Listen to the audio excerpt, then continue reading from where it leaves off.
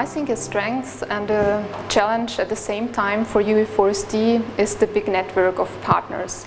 We have 53 partners from more than 30 European countries, and this provides, of course, a great variety of expertise, of knowledge, of insights, and which was very useful for our first project activity, where we had a mapping of the field. So all these more than 50 partners identified what's going on in ESD in higher education at the national level, and so this provided very useful insights for further project activities. But as I mentioned in the beginning, it's also a challenge. How do you really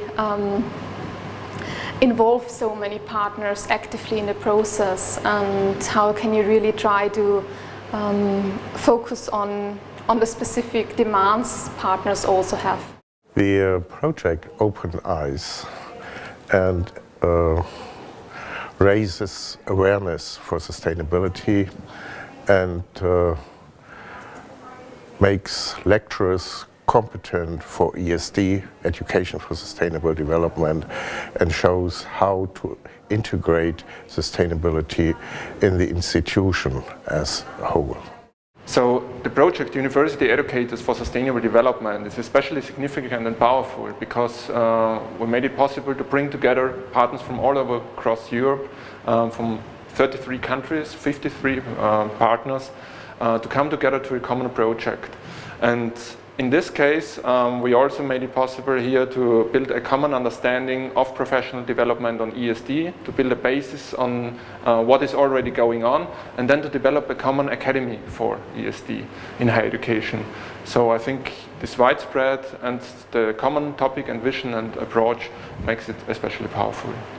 The project was very well designed, with very clear focus on professional development of university educators, and this means that also we were able to map the situation in all of the European countries which are involved in the project quite well. Yes, there are not so many initiatives in professional development, and I hope we really picked up those which are most important, most significant for this field, and reflected them in our analysis and our publications. For me, in the project was very interesting that there were people from very different European cultures, but all of them could cooperate on the topic of sustainable development. I think that the main value of the UE4SD project is that it's leading to the teaching staff at the university. The majority of ESD programs are leading to the students, and this project is only dedicated to the teaching staff, to the academic, that it's probably the most important people at the university. For me, the main value of the project, I think, is that he tried to do a practical action. It's not a theoretical project. We try to identify the different strategy or different way to work with the university to introduce change in the institution.